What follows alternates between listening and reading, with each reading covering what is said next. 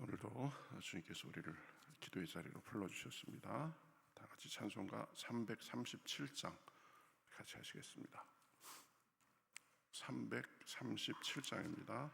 내 모든 시험 무거운 짐을. 337장 우리 같이 찬송하시겠습니다.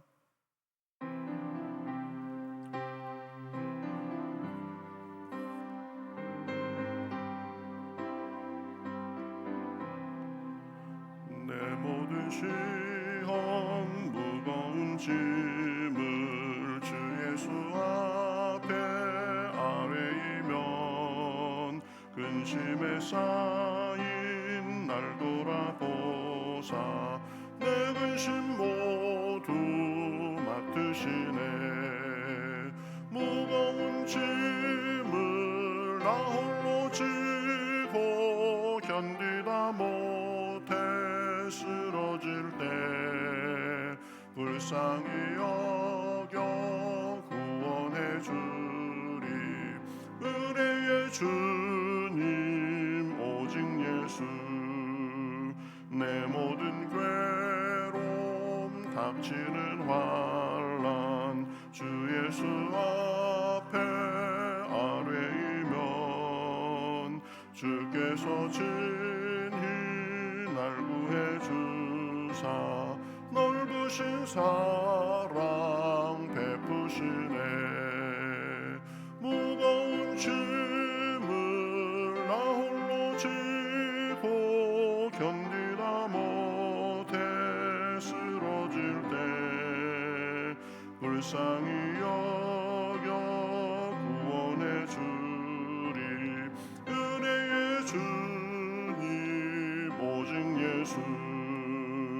내 짐이 점점 무거워질 때 주 예수 앞에 아뢰이면 주께서 친히 날 구해 주사 내 대신 짐을 져주시네. 무거운 짐을 나 홀로 지고 견디다 못해 쓰러질 때 불쌍히 여겨 구원해 주리. 은혜의 주님 오직 예수. 마음의 시험 무서운 죄를 주 예수 앞에 아뢰이면 예수는 나의 능력이 되사 세상을 이길 힘주시네. 무거운 짐을 나 홀로 지고 견디다 못해 쓰러질 때 불쌍히 여겨 구원해 주리. 은혜의 주님 오직 예수. 아멘. 성경 말씀 스가랴서 보겠습니다. 스가랴서 1장 12절에서 17절까지입니다. 스가랴서 구약성경 1313면에 있습니다. 스가랴서 1장 12절에서 17절까지 구약성경 1313면입니다. 스가랴서 1장 12절에서 17절.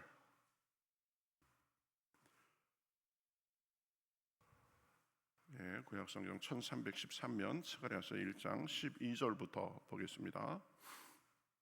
여호와의 천사가 대답하여 이르되 만군의 여호와여, 여호와께서 언제까지 예루살렘과 유다 성읍들을 불쌍히 여기지 아니하시려 하나이까? 이를 노하신 지 70년이 되었나이다 하매 여호와께서 내게 말하는 천사에게 선한 말씀 위로하는 말씀으로 대답하시더라. 내게 말하는 천사가 내게 이르되 너는 외쳐 이르기를 만군의 여호와의 말씀에 내가 예루살렘을 위하며 시온을 위하여 크게 질투하며 안일한 여러 나라들 때문에 심히 진노하나니 나는 조금 노하였거늘 그들은 힘을 내어 고난을 더하였음이라. 그러므로 여호와가 이처럼 말하노라. 내가 불쌍히 여김으로 예루살렘에 돌아왔은즉 내 집이 그 가운데 건축되리니 예루살렘 위에 목줄이 쳐지리라. 만군의 여호와의 말이니라. 그가 다시 외쳐 이르기를 만군의 여호와의 말씀에 나의 성읍들이 넘치도록 다시 풍부할 것이라. 여호와가 다시 시온을 위로하며 다시 예루살렘을 택하리라 하라 하니라. 아멘. 오늘 말씀은 하나님께서 이스라엘 백성들을 위로하시고 또 회복시켜 주실 것이다라고 말씀하시는 거죠. 지금 이 말씀이 임했던 때가 언제냐면 이스라엘이 망해서 지금 포로로 잡혀가서 이 페르시아에서 고생하고 있던 때입니다. 그런데 이제 다리오 왕 2년 11째 달에 하나님 말씀이 스가랴 선지자에게 다시 임했다라고 말씀합니다. 그래서 8절부터 보면 이제 하나님이 사람들을 보내가지고 천하의 형편을 두루 살피고 돌아오라 그랬는데 이 사람들이 돌아와서 천사에게 보고를 합니다. 근데 이 보고 내용이 뭐냐? 온 땅이 평안하고 조용하더이다 이렇게 보고합니다. 이 말은 지금 이스라엘은 나라가 망해서 고생하고 있는데 다른 나라들은 별일 없이 평안하게 지내고 있음을 나타냅니다. 그러니까 그 말을 들은 천사가 이 하나님께 이 한탄하듯이 말합니다. 만군의 여호와여, 여호와께서 언제까지 예루살렘과 유다 성읍들을 불쌍히 여기지 아니하시려 하나이까? 이를 노하신 지 70년이 되었나이다. 이스라엘이 지금 하나님의 진노를 당한 지 70년이 되는데 이스라엘은 지금 포로로서 여전히 고생하고 주변 나라들은 태평하게 지내니까 이스라엘을 좀 불쌍히 여겨주십시오 이런 말입니다. 그 천사의 간청에 하나님이 대답하십니다. 그 하나님의 대답을 통해서 앞으로 하실 일을 말씀하시는 건데 몇 가지를 생각할 수 있습니다.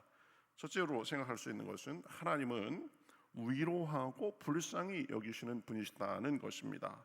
13절에 보면 여호와께서 내게 말하는 천사에게 선한 말씀, 위로하는 말씀으로 대답하시더라 이렇게 말합니다. 천사가 지금 하나님 앞에 투정적으로 얘기하는 겁니다. 하나님 언제 회복시켜 주시겠습니까? 이 이스라엘 백성들을 불쌍히 여기셔야 되지 않겠습니까? 그러니까 그 천사의 말에 선한 말씀, 위로의 말씀으로 대답하셨다. 16절에 보면 내가 또 그들을 불쌍히 여김으로 이렇게 말합니다. 또 17절에 보면 다시 시온을 위로하며 이런 표현이 나옵니다. 이게 뭐예요? 하나님은 자기 백성을 불쌍히 여기시고 위로해 주시는 분이십니다. 슬픔과 어려움 속에 그저 계속 그냥 두시는 분이 아니십니다. 같이 아파하시면서 오셔서 도와주시는 분이십니다.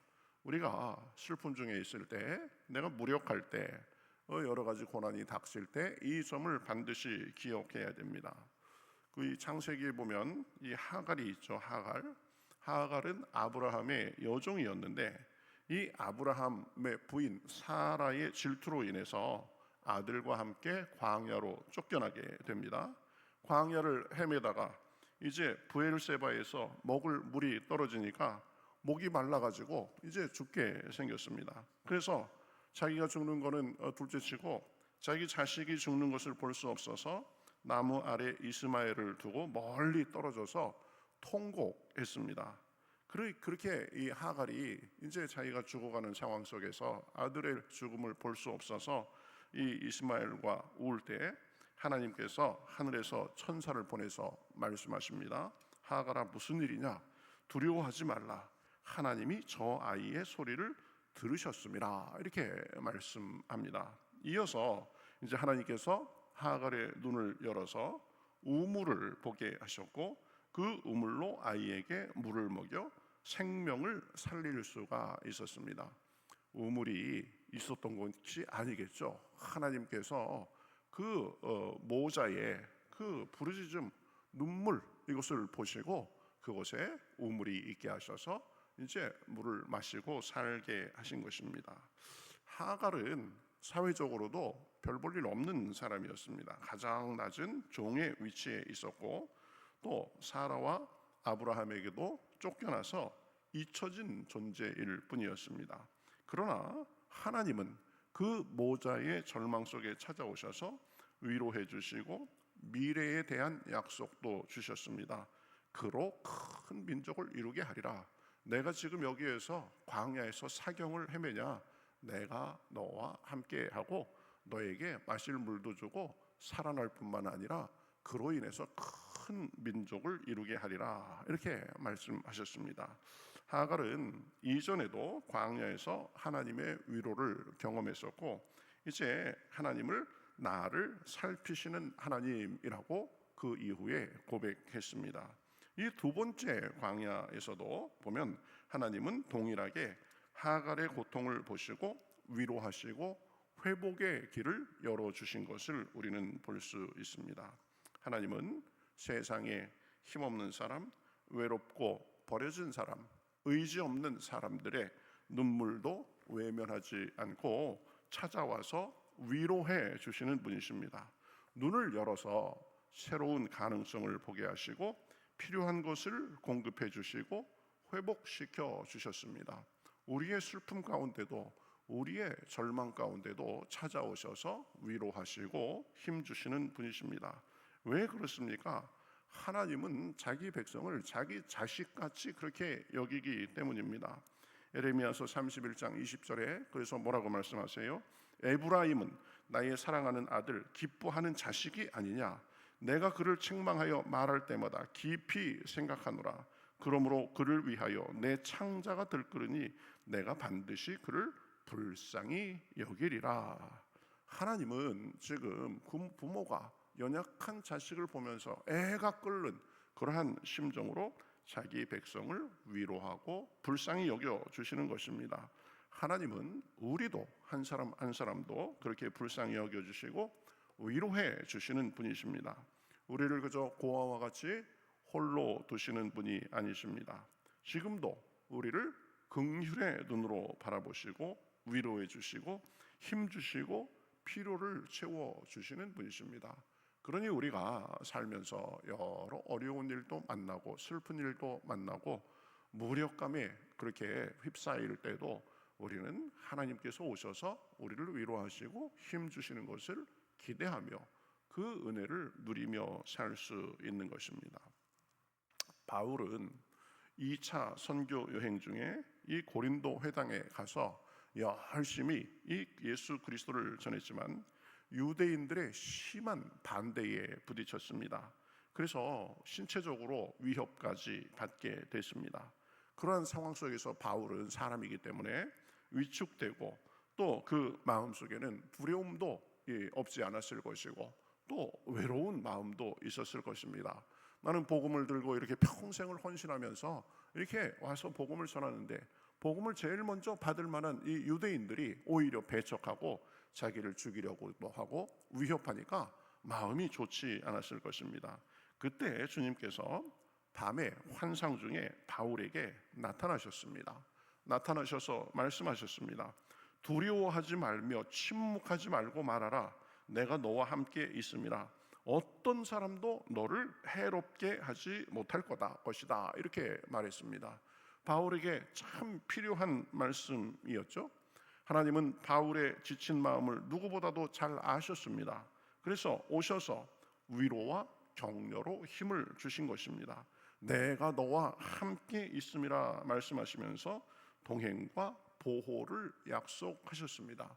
우리도 마찬가지입니다. 살면서 외로운 일도 있고 실망스러운 일도 있고 마음이 무너지는 상황도 있지만 하나님은 우리에게 함께 오셔서 함께 해주시고 동행해 주시고 보호해 주시는 것입니다. 그 후 바울은 그런 하나님의 도우심에 힘입어 고린도에서 1년 6개월이나 머물면서 담대하게 복음을 전했습니다. 지치고 외로운 자에게 하나님은 찾아와 주셔서 위로해 주시고 격려해 주시고 동행하며 인도해 주시는 분이십니다.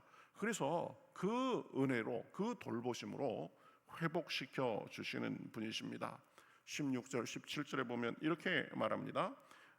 그러므로 여호와가 이처럼 말하노라. 내가 불쌍히 여김으로 예루살렘에 돌아왔은즉 내 집이 그 가운데에 건축되리니 예루살렘 위에 목줄이 쳐지리라. 만군의 여호와의 말이니라. 이스라엘의 죄로 인해서 하나님께서 예루살렘에서 떠났습니다. 하나님의 영광이 예루살렘에서 떠났다라는 그런 표현이 선지서에 보면 많이 나옵니다. 그러나 이제 자기 백성을 불쌍히 여겨주셔서 예루살렘에 다시 돌아와서 하나님이 거하는 성이 되게 하시겠다는 거죠. 그래서 그 파괴된 그 자리에 다시 먹줄이 드리워지고 이 건축이 다시 시작된다는 말이죠. 그래서 사람들이 돌아와서 살게 될 것이다. 17절에 보면 그가 다시 외쳐 이르기를 만군의 여호와의 말씀에 나의 성읍들이 넘치도록 다시 풍부할 것이라. 여호와가 다시 시온을 위로하며 다시 예루살렘을 택하리라 하니라. 이렇게 말씀합니다. 하나님께서 예루살렘에 돌아와서 건축되게 하고 그곳이 다시 성하게 하고, 그렇죠, 성읍들이 넘치도록 풍부하게 해 주실 것이라는 말씀입니다. 불쌍히 여겨서 그 폐허가 된 성읍을 다시 살아있는 도시로 만든다는 말씀입니다. 하나님께서 예루살렘에 다시 임재하고 하나님의 집인 성전이 다시 건축되고 이스라엘이 다시 한번 번영하도록 하신다는 말씀입니다. 그래서 예루살렘을 다시 택해서 내가 거한다라고 말씀합니다. 하나님이 함께 하신다는 말씀이죠. 우리도 그렇게 함께 하시면서 회복시켜 주시는 분이십니다. 주님은 자기 백성을 긍휼히 여겨 주시는 분이십니다. 그저 내 힘대로 한번 하는 데까지 해봐라 이러시는 분이 아닙니다. 오셔서 위로하시고 힘 주시는 분이십니다. 그러면서 회복시켜 주시는 분이십니다. 자기 백성을 하나님은 절대 버리지 않으십니다. 반역한 이스라엘도 다시 회복시켜서 쓰시는 분이십니다. 그러니 우리는 어떤 상황에서도 주님의 긍휼과 위로 회복시켜 주심을 의지하며 살 수 있는 것입니다. 상처에서도 새살이 돋게 하신다고 했습니다. 당시에는 쓰리지만 그러나 지나고 보면 그것도 하나님의 도우심의 손길로 우리가 기억하고 회상하도록 해 주시는 것입니다. 우리에게 오늘도 어떤 사정이 있든지 주님의 은혜를 구하고 우리에게 오셔서 위로하시고 회복시켜 주시는 주님께 기도함으로 그러한 은혜가 우리 삶에도 풍성하시기를 우리 주님의 이름으로 축복합니다. 우리 같이 기도하겠습니다. 하나님, 참 이스라엘 사람들은 포로로 가서 고생하고 있는데 주변 나라들은 그저 고요하고 평안하게 산다는 소식에 참 마음이 그랬을 것입니다. 그러나 하나님은 이스라엘에게도 위로와 회복의 말씀을 주신 것을 우리가 살펴보았습니다. 또한 그 위로와 회복의 말씀대로 이스라엘을 회복시켜 주시고 고향 땅에 돌아와 살게 하시고 하나님을 다시 섬기게 해 주셨습니다. 하갈이 광야에서 물이 없어서 정말 울부짖을 때 그 볼품없는 그 여종에게도 찾아오셔서 그를 도와주시고 미래의 약속도 해 주셨습니다. 바울도 지쳐서 힘들 때 오셔서 위로해 주시고 또 회복시켜 주시고 사역을 잘 하도록 해 주셨습니다. 그런 하나님이 우리에게도 찾아오셔서 인도해 주시고 함께 해 주시는 줄 믿습니다. 우리도 사람이기 때문에 지칠 때가 있고 낙심이 될 때도 있고 여러 가지 일을 만나면 마음이 흔들릴 때도 있습니다. 그러나 그때도 우리를 그냥 두지 않으시고 찾아오셔서 위로하시고 힘주시고 소망 주시는 분이 주님임을 믿습니다. 오늘도 기도할 때에 그 하나님께서 각 사람의 마음에 찾아와 주셔서 음성 들려주시고 주님의 위로와 소망이 넘쳐날 수 있도록 주여 도와주시옵소서. 상처가 당시에는 참 쓰리고 아프지만 그러나 회복된 다음에는 또 그것도 인생의 경험으로 하나님이 돌보신 경험으로 회상할 수 있는 줄 믿사오니 우리에게도 그런 마음을 주셔서 현재 어려움을 잘 이기게 하시고 소망의 눈을 들어서 하나님을 맞이함으로 삶에 늘 주님의 위로와 평강이 넘쳐날 수 있도록 인도하여 주시옵소서. 오늘의 모든 일을 주님께 맡기며 살아계신 예수님의 이름으로 기도하옵나이다. 아멘.